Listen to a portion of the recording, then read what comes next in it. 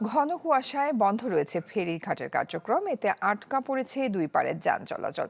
এই নিয়ে আরো খবরাখবর জানাতে দৌলতদিয়া ঘাট থেকে যোগ দিচ্ছেন সুমন বিশ্বাস।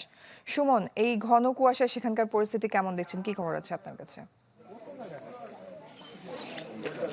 জয়ী, গতকাল সন্ধ্যা ৭টা ১৫ মিনিট থেকে কিন্তু দৌলতদিয়া পাটুরিয়া নৌ রুটে ফেরি চলাচল বন্ধ হয়ে যায়। ফলে এই ১২ ঘন্টা পার হয়েছে, ফেরি চলাচল এখনো কিন্তু বন্ধ রয়েছে। ফলে দৌলতদিয়া ঘাটে এই বাস থেকে শুরু করে পণ্য বোঝাই ট্রাকের একটা বড় সারি সৃষ্টি হয়েছে এবং সেখানে কিন্তু যাত্রীদের দুর্ভোগও কিন্তু অনেক বেড়েছে।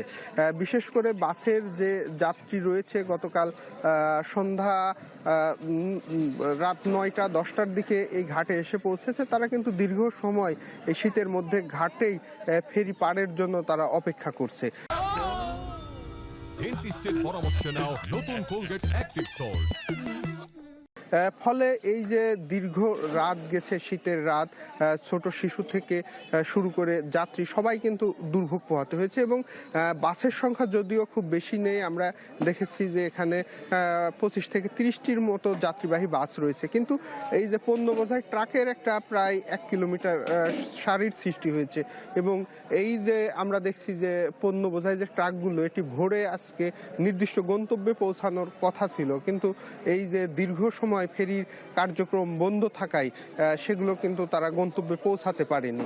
আরেকটি বিষয় এখানে বলে রাখি যে অনেক বাস এই যে ভিন্ন রুট অর্থাৎ পদ্মা সেতু হয়ে গন্তব্য পৌঁছালেই কিন্তু আবার অনেক বাস কিন্তু এখানে পারের অপেক্ষায় রয়েছে।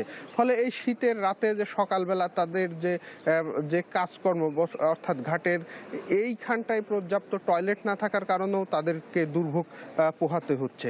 আমরা বিআইডব্লিউটিসির সাথে কথা বলেছি, তারা যেটি বলছে যে কুয়াশার তীব্রতা এতই বেশি যে ফেরি চলাচল সম্পূর্ণ বন্ধ রাখা ছাড়া তাদের কিন্তু আর কোনো উপায় নেই। ফলে এই কখন কুয়াশার তীব্রতা কাটবে সেটিও আসলে নিশ্চিত করে বলা যাচ্ছে না। ফলে এই দুর্ভোগ কখন যে শেষ হবে সেটিও কিন্তু বিআইডব্লিউটিসি বলতে পারছে না।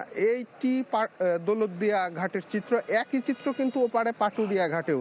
সেখানে এই যে আটকা পড়া যাত্রীরা আমরা সকালে দেখেছি যে জীবনের ঝুঁকি নিয়ে ট্রলারে কিন্তু তারা পদ্মা পাড়ি দিয়ে এপারে এসেছে এবং ভাড়া প্রায় ৩ গুণ নিয়েছে।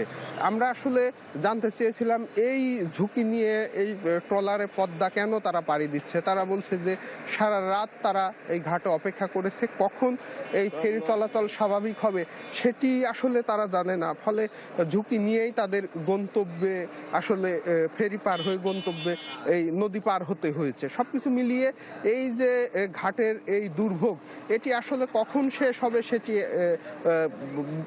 বোঝা মুশকিল, কারণ ইতিমধ্যে ১২ ঘন্টা পার হয়েছে এই দুর্ভোগ।